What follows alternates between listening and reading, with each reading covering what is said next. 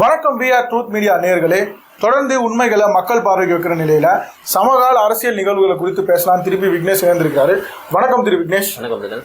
இதே மாதிரி ஒரு முக்கியமான விஷயமா நான் ஹைலைட் பண்ண நினைக்கிறது வந்து பார்த்தீங்கன்னா, அடுத்த கட்ட அரசியல் நகர்களா தேர்தல் கிட்ட வர வர வர திமுக பற்றின விமர்சனங்கள் ஒரு பக்கம் வந்து ஒரு வலுவான விமர்சனம் இருந்தாலும், தாவேகா மாதிரியான புதிதாக வர கட்சிகள் வந்து அங்கே எதிர்த்து பேசினாலும் 80% வாக்குறுதிகளை வந்து நாங்கள் நிறைவேற்றிட்டோம், ஓரளவுக்கு எல்லாமே நாங்கள் செஞ்சுட்டோம், இனிமேலும் செய்ய போகிறது நாங்கள் ஆட்சிக்கு திருப்பி வந்ததுக்கப்புறம் எல்லாத்தையும் முடிச்சுடுவோம் அப்படின்னு சொல்லி பேசுகிறாங்க. ஸோ இந்த திமுகவுடைய அணுகுமுறை எப்படி இருக்குது? உண்மையாலே சொன்ன வாக்குறுதிகளை செய்து முடிச்சிருக்கிறாங்களா? தேர்தல் வாக்குறுதியாக வந்து 505 வாக்குறுதி வந்து சொல்லியிருந்தாங்க. அதில் 367 வாக்குறுதிகள் வந்து பண்ணதாக வந்து சொல்லிட்டு செயல் முறையில் இருக்குது அப்படி வந்து சொல்லியிருக்காங்க. அது வந்து அரசு தரப்புலையும் வந்து விளக்கம் வந்து 80% வந்து பண்ணியிருக்காங்க அப்படின்ற மாதிரி வந்து சொல்லியிருக்காங்க. 364 வாக்குறுதிகளை வந்து நிறைவேற்றிருக்கதா சொல்கிறாங்க. ஆனால் அதில் முக்கியமான வாக்குறுதிகள் என்னென்ன நிறைவேற்றப்பட்டிருக்கு, இல்லை அவங்களால செய்ய முடியாத வாக்குறுதிகள் என்ன செஞ்சுருக்காங்க, செய்யலை, முதல்ல அது ஒரு பட்டியல். ஃபர்ஸ்ட்டு டிஎம்கே ஆட்சியில் வந்து நிறைவேற்றப்பட்டது என்னென்னா, விவசாயிகளுக்கு வந்து தனி பட்ஜெட். இந்தியாவிலேயே முதல் முறையாக வந்து தமிழ்நாட்டில் தான் வந்து இந்த பட்ஜெட் தாக்கல் வந்து பண்ணியிருக்காங்க. அதே மாதிரி இலவச மின்சாரம் 1 லட்சம் விவசாயிகளுக்கு வந்து இலவச மின் இணைப்பு வந்து கொடுத்துருக்காங்க. விவசாயிகளுக்கு வந்து நெல் கொள்முதலுக்கு வந்து 2500 ரூபாவும், கரும்பு சாகுபடிக்கு வந்து 4000 ரூபாவும் வந்து தரன்னு சொல்லியிருந்தாங்க. ஆனால் வந்து அது கொஞ்சம் தான் ஏற்றிருக்காங்களே கண்டி, ஆனால் முழுமையான இது வந்து இன்னும் அமல்படுத்தாமல் தான் வந்து பெண்டிங்கில் இருக்குது. தமிழ் வழியில் வந்து பயிலும் மாணவர்களுக்கு வந்து 7.5% வந்து காலேஜில் வந்து முன்னுரிமை சீட் வந்து அறிவிச்சிருந்தாங்க. அது வந்து இப்போ நடைமுறைப்படுத்தியிருக்காங்க. அதே மாதிரி நான் முதல்வன் திட்டம், கல்லூரி மாணவர்களுக்கு வந்து நான் முதல்வன் திட்டம் வந்து எல்லோருக்கும் வந்து நடைமுறைப்படுத்தியிருக்காங்க. 30 வயதுக்கு உட்பட்ட மாணவர்கள் வந்து கல்வி கடன் வந்து ரத்து பண்ணுறேன்னு சொல்லியிருந்தாங்க. ஆனால் அது வந்து நிறைவேற்றப்படுது, அது இன்னும் பெண்டிங்கில் தான் இருக்குது. அதே மாதிரி அரசு பணியில் வந்து 3 லட்சம் பணியிடங்களை வந்து நிரப்பத்தான் சொல்லியிருந்தாங்க. ஆனால் இப்போ வரைக்கும் அது நிரப்பலை, கொஞ்சம் கொஞ்சமாக பண்ணிட்டு வராங்க. அதுவும் இன்னும் வந்து நிறைவேற்றமாக தான் இருக்குது. தொழிலாளர் மற்றும் அரசு ஊழியர்களுக்கு வந்து சொல்லியிருந்தது என்னென்னா, அமைப்பு சாரா தொழிலாளர்கள் அவங்களுக்கு வந்து தனியாக இருக்குது. என்னென்னா நலவாரியம் இருக்குது. நலவாரியம் மூலமா சில உதவிகள் பண்ணுறாங்க அரசு மூலிமா. ஆனால் வந்து முழுசாக வந்து அந்த திட்டம் வந்து நிறைவேற்றாமல் இன்னும் அப்படி தான் இருக்குது. பழைய ஓய்வூதிய திட்டம் OPSன்னு சொல்லுவாங்க, அது வந்து நிறைவேற்றுன்னு சொல்லியிருந்தாங்க. இப்போ வந்து அரசு ரொம்ப நிதி சுமையில் இருக்கிறதுனால அதை வந்து பண்ணல பிரதர், இன்னும் நிறைவேற்றாமல் தான் இருக்குது. சத்துணவு ஊழியர்கள் வந்து ஊதியம் வந்து ஏற்றி தரத்தா சொல்லியிருந்தாங்க. அந்த இதுவும் வந்து இன்னும் நிறைவேற்றாமல் தான் இருக்குது. முக்கியமான பாயிண்ட் என்னென்னா, கரண்ட் வந்து ரீடிங் எடுக்கிறாங்கல்ல, 2 மந்த்துக்கு ஒன்று எடுத்துகிட்டு இருக்காங்க. இப்போ 1 மாதத்துக்கு ஒரு தடவை எடுக்கிறேன்னு சொல்லி திமுக தேர்தல் வாக்குறுதி கொடுத்துருந்தாங்க. ஆனால் அது வந்து இன்னும் நடைமுறைப்படுத்தலை. மகளிருக்கு வந்து இலவச பேருந்து பயணம், விடியல் பயணம் சொல்லிட்டு அவங்க வந்து பஸ் வந்து விட்டுருக்காங்க. அது வந்து செஞ்சுருக்காங்க. அதுக்கப்புறம் பெட்ரோல் விலை, டீசல் விலையும் குறைக்கிறேன், பெட்ரோல் விலையும் குறைக்கிறேன் அப்படின்னு சொல்லியிருந்தாங்க. பெட்ரோலுக்கு வந்து 3 ரூபா குறைச்சி, அதுக்கப்புறம் வந்து டீசலுக்கு வந்து குறைக்கல, இப்போ வரைக்கும் அது நிலைப்பாட்டில் வரல. அதுக்கப்புறம் வந்து கேஸ் சிலிண்டர் மானியம், சிலிண்டருக்கு வந்து 100 ரூபா வந்து மானியம் தரும்னு சொல்லியிருந்தாங்க. அது வந்து நிறைவேற்றலை. அப்புறம் பார்த்தீங்கன்னா மக்களை தேடு மருத்துவம், வீட்டுக்கே வந்து மருத்துவ வசதி வந்து பண்ணுறாங்க, அது வந்து பண்ணிட்டு இருக்காங்க. அப்படியே காலை உணவு திட்டம், 1ஆவது 5ஆவது வரைக்கும் வந்து படிக்கிற மாணவர்களுக்கு வந்து இப்போ வரைக்கும் காலை உணவு திட்டம் நடைமுறையில் இருக்குது. புதுமை பெண் திட்டம், அரசு பள்ளியில் பயின்று உயர்நிலை பள்ளிக்கு போகிறாங்கல்ல, அவங்களுக்கு 1000 ரூபாய் வந்து கவர்மெண்ட் சார்பாக வந்து ஸ்கீம் இருக்குது. அது வந்து இப்போ நடைமுறையில் இருக்குது. இப்போ வந்து முக்கியமான பிரச்சனையாக இருக்குது வந்து நீட்டு விலக்கு. அவங்க முக்கியமான காரணமாக சொன்னது நீட்டு விலக்கு. நம்ம கவர்மெண்ட் வந்து நீட்டு விலக்குக்கு வந்து சட்ட போராட்டம் நடத்தி தான் வராங்க. இன்னும் அதுக்கு வந்து ஒரு தீர்வு வந்து எட்டலை. என்னதான் இவங்க வந்து தீர்மானம் போட்டு மத்திய அரசுக்கு அனுப்பினாலும் மத்திய அரசு கூட இணங்கமாக இல்லாதனால அது வந்து இன்னும் வந்து கிடப்பில் தான் இருக்குது. நிறைய இப்போது பட்டியலிட்டீங்க, அதில் செஞ்சது செய்யாதது ரெண்டுமே சேர்த்தே சொன்னீங்க. ஆனால் இந்த அளவுக்கு திமுக மேலே ஒரு ஆன்டி இன்கம்பரன்ஸ், அதாவது அவங்க 5 ஆண்டு கால அந்த ஆட்சியில் வந்து மக்களுக்கு ஒரு அதிருப்தி ஏற்பட்டிருக்கு, யாருமே வந்து திமுகவோட ஆட்சியை விரும்பலை அப்படின்னு சொல்லி எதிர்கட்சிகள், அப்போ புதுசாக வந்திருக்கிற தாவேகா எல்லாருமே அதை ஹைலைட் பண்ணிக்கிட்டே இருக்கிறாங்க. ஆன்டி இன்கம்பரன்சி எந்த அளவுக்கு இருக்குது, எந்த அளவுக்கு மக்கள் திமுகவுடைய கவர்மெண்ட்டை வெறுக்கிறாங்க? இப்போ வந்து சட்டம் ஒழுங்கு தான் ஃபஸ்ட்டு நான் சொல்ல வரேன். ஏன்னா என்னதான் நம்ம பண்ணாலும், மாதம் 1000 ரூபாய் கொடுத்தாலும், என்ன ஸ்கீம் எல்லாமே பண்ணாலும், சட்டம் ஒழுங்கு வந்து அந்த பிரச்சனை வந்து திமுக ஆட்சியில் கொஞ்சம் இருக்க தான் செய்யுது. காவல்துறைக்கு வந்து ரொம்ப அணுகுமுறை வந்து ரொம்ப இதுவாக இருக்குது. அதனால நிறைய போதை கலாச்சாரம்லாம் வந்து உள்ளே வரதுனால அந்த ஒரு வெறுப்பு வந்து மக்களுக்கு இருக்க தான் செய்யுது. ஒரு வாய்ப்பு இருக்குது, ஒரு அடிஷ்னல் அட்வான்டேஜ் இருக்குது டிஎம்கேக்குன்னு வச்சுக்கிட்டா கூட, அங்கே இருக்க அமைச்சர்கள் மேலே, எம்எல்ஏக்கள் மேலே வந்து இந்த ஊழல் குற்றச்சாட்டுன்றது வந்து பார்த்திங்கன்னா வலுவாக இருந்துகிட்டே இருக்குது. அந்த வகையில் ஒரு பட்டியலாக எடுத்து இந்தந்த அமைச்சர்கள்னால என்னென்ன பிரச்சனைகள் இருக்குன்றதை ஒரு லிஸ்ட்டாக கொடுத்தா மக்கள் ஓட்டு போகிறதுக்கு யாரை தேர்ந்தெடுக்கணும்னு சொல்லி கொஞ்சம் ஒரு கிளாரிட்டி கிடைக்கும் மக்களுக்கு அப்படின்னு பார்க்குறாங்க. ஸோ ஓனா அப்படியே போகணும். இப்போ போயிடலாம் பிரதர். இப்போ ஃபஸ்ட்டு வந்து நகராட்சித்துறை அமைச்சர் KN நேரு பற்றி எடுத்துக்கலாம். அவர் வந்து பார்த்தீங்கன்னா 2537 உதவி பொறியாளருக்கு வந்து பணி நிரப்புறன்னு சொல்லி 2500 கோடி வந்து ஊழல் பண்ணதாக வந்து இடி கேஸ் வந்து ஃபைல் பண்ணியிருக்காங்க. அந்த கேஸில் வந்து லஞ்ச ஒழிப்புத்துறையை வந்து எஃப்ஐஆர் ஃபைல் பண்ண சொன்னால் வந்து எஃப்ஐஆர் ஃபைல் பண்ணலை. அதனால இடி வந்து உயர்நீதிமன்றத்தை நாடுறாங்க. சென்னை உயர்நீதிமன்றம் நாடி அவங்க வந்து இப்போ எஃப்ஐஆர் ஃபைல் பண்ண சொல்லி டைரக்ஷன் கொடுத்துருக்காங்க. ஓகே, அடுத்த கட்டமாக அவங்க கரூர் செந்தில் பாலாஜி அவர் இருக்காரு, உங்களுக்கு தெரியாதெல்லாம் கிடையாது. அவர் அதிமுக பீரியட்லேயே வந்து இந்த போக்குவரத்து துறையில் வந்து வேலை வாய்ப்புக்கு வந்து பைசா வாங்கிட்டு அந்த கேஸ் இப்போ தான் டிஎம்கே ஆட்சியில் அந்த கேஸ் வந்து அவர் அரெஸ்ட் ஆகிட்டு இப்போ திரும்ப வெளியில் வந்து இப்போ வந்து ஒரு எம்எல்ஏவாக இருக்கார். அவருக்கு வந்து அமைச்சர் பதவி திரும்பவும் கொடுத்தாங்க. ஆனால் வந்து அமைச்சராக பதவி இருக்கிறதுனால என்ன ஆச்சுன்னா மோசடி வழக்கு இருக்கிறதுனால நீதிமன்றம் சொல்லிடுச்சு. நீதிமன்றம் சொன்னதுனால திருப்பி அந்த அமைச்சர் பதவியை வந்து ரிசைன் பண்ணிவிட்டு திருப்பி எம்எல்ஏவாக தொடர்ந்துட்டு வர்றார். ஓகே, அடுத்து வந்து உயர்கல்வித்துறை அமைச்சர் பொன்முடி வருமானத்துக்கு அதிகமாக சொத்து சேர்த்ததான் வழக்கு வந்து ரொம்ப நாளாக இருக்குது. அது இல்லாமல் வந்து பொதுமக்கள் கிட்ட வேர்ப்பு பேச்சு வந்து சில விஷயம்லாம் வந்து பண்ணியிருக்காரு. அதுவும் வந்து மக்கள்கிட்ட ஒரு கொஞ்சம் அதிருப்தியாக இருக்குது. இப்போது அவருக்கு மேலே அந்த இருக்க கேஸ் வந்து உச்சநீதிமன்றத்துக்கு போயிட்டு ஸ்டே வாங்கிட்டு அமைச்சர் பதவி வந்து ஃபஸ்ட்டு எடுத்துட்டாங்க. அதிகமாக சொத்து பண்ணியிருக்கான்னு சொல்லி எடுத்துட்டாங்க. அதை உச்சநீதிமன்றத்துக்கு வந்து அந்த கேஸ் எடுத்துகிட்டு போயிட்டு ஸ்டே வாங்கி திருப்பி அமைச்சர் பதவிக்கு வந்துட்டார். அவர் ஐ பெரியசாமி வீட்டு வசதி வாரிய அமைச்சராக இருக்கார். அவர் வந்து முறைகேடு செய்ததாக வந்து வழக்கு வந்து இன்னும் நிலுவையில் இருக்குது.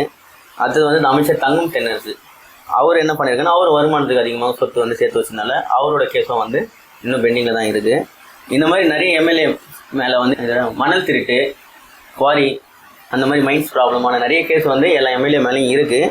அந்த மாதிரி நம்ம ஒரு 5லேருந்து ஒரு 8 அமைச்சர் மேலே வந்து இந்த மாதிரி ஊழல் வழக்கு வந்து இவ்வளோ பட்டியலிட்டு இருக்கிறீங்க. இது எல்லாமே வந்து பார்த்தீங்கன்னா பொதுவெளியில் இருக்கக்கூடிய தகவல்.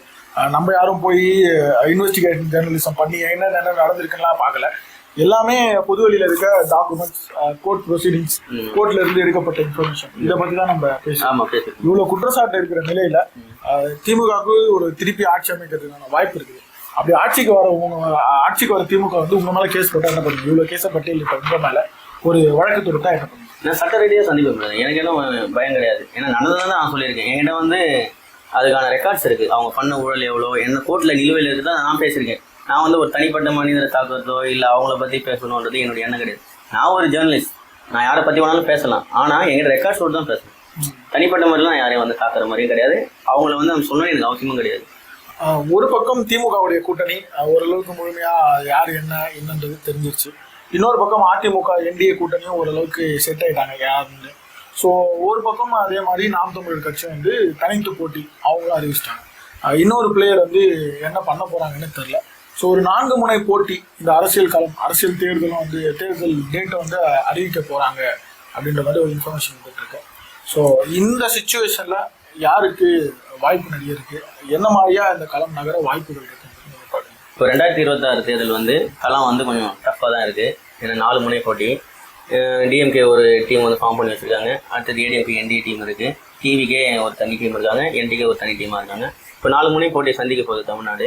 அந்த வகையில் பார்க்கும்போது இப்போ டிஎம்கே ஆல்ரெடி நிறைய வாக்குறுதிலாம் பண்ணிட்டு ஒரு 80% முடிச்சுட்டு இருக்காங்க. இப்போ அடுத்து என்ன வாக்குறுதிகள் சொல்ல போகிறாங்கன்னு தெரியல. ஏன்னா அந்த குழு வந்து ரெடி பண்ணிட்டு இருக்காங்க. அது ஏடிஎம்கே அவங்க கூட்டணி என்டிஏ கூட்டணி நல்லா கொஞ்சம் இப்போ டிடிவி அவங்களாம் சேர்ந்து ஒரு ஃபார்ம் பண்ணியிருக்காங்க. இப்போ அந்த வகையில் இப்போ அவங்களோட தேர்தல் கூட்டணி, ஏன்னா எடப்பாடி அவர் இருக்கும்போது ஏடிஎம்கே பீரியடில் அவரும் நிறைய செஞ்சுருக்காங்க.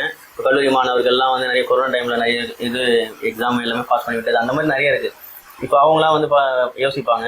அடுத்த டிவிக்கு வந்து இன்னும் எப்படி சொல்கிறது உங்களுக்கு கொள்கை ரீதியான இன்னும் வெளியில் வரலை. இப்போது தேர்தல் வாக்குறுதியாக சிலர் சொல்கிறாங்க, இதை இருக்கணும், அதை இருந்தால் நல்லாயிருக்கும், நாங்கள் வந்து பண்ணுவோம், அந்த மாதிரிலாம் சில விஷயம்லாம் சொல்லியிருக்காங்க. அவங்களோட தேர்தல் வாக்குறுதிகள் என்ன மாதிரி இருக்குன்னு சொல்லிட்டு பார்க்கணும். இப்போ என்டிகே வாக்குறுதி வந்து ஆல்ரெடி தெரியும், வேளாண்மை சம்மந்தம் விவசாயம் தொடர்பாக தான் இருக்குது. அவங்கள இன்னும் முழுசாக வந்து என்னன்னு சொல்லிட்டு வெளியிடலை, தேர்தல் அறிக்கை வெளியிடல. இப்போ 4 பேர் தேர்தல் அறிக்கை வெளியிட்டதுக்கப்புறம் மக்கள் அவங்க டிசைட் பண்ணுவாங்க. பார்த்தீங்களா, இப்போ ஆல்ரெடி ஏடிஎம்கே டிஎம்கே தான் வந்து தமிழக வரலாற்றில் வந்த கட்சி. இப்போ புதுசாக டிவிக்கு வந்திருக்காங்க. என்டிகே ஆல்ரெடி 15 வருஷமாக இருக்காங்க. ஒரு 3வது இடத்துல 8% வாங்கிட்டு இருக்காங்க. இப்போ வந்து களம் வந்து டஃப்பாக தான் இருக்குது. ஏன்னா எல்லாருக்குமே வந்து அந்த பர்சன்டேஜ் போய் பழைய பர்சன்டேஜ் வருமானது வந்து தெரியாது. ஓட் பர்சன்டேஜும் மாறும். இப்போ புதுசாக ஓட்டர்ஸும் உள்ளே வராங்க, ஜென்சியும் உள்ளே வராங்க. அவங்களோட ஃபஸ்ட்டு வாக்கு வந்து யாருக்கு செலுத்துவாங்கன்றதும் தெரியல. சில பேர் டிவிக்கேனுவாங்க, சில பேர் டிஎம்கேனுவாங்க, ஏடிஎம்கேனுவாங்க.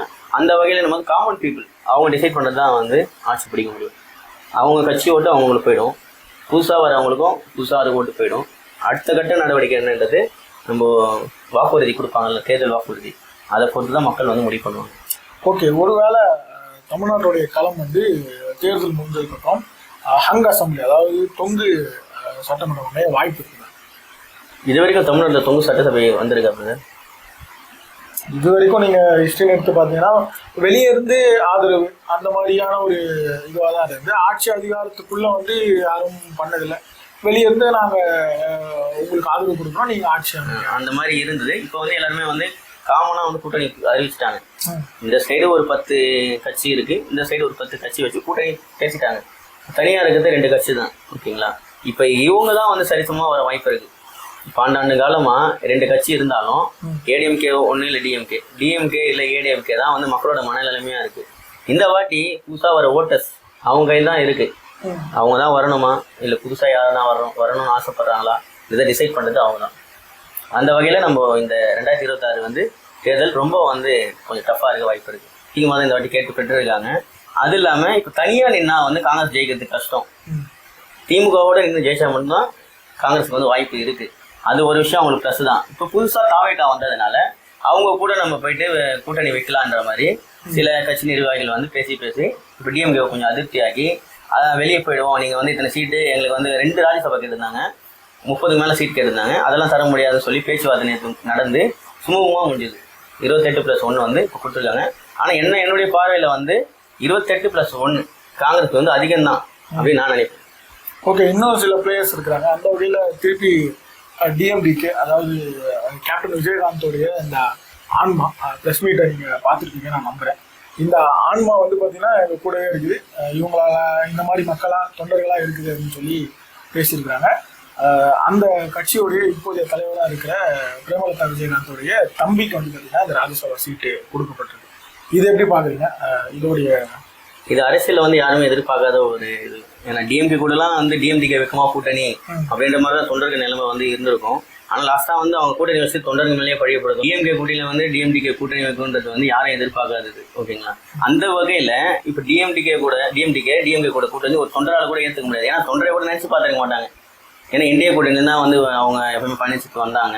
இப்போ விஜயகாந்த் ஆன்மான்றீங்க, விஜயகாந்த் அவர் இருந்திருந்தாலும் டிஎம்கே கூட கண்டிப்பாக கூட்டணி வச்சிருக்க மாட்டாரு.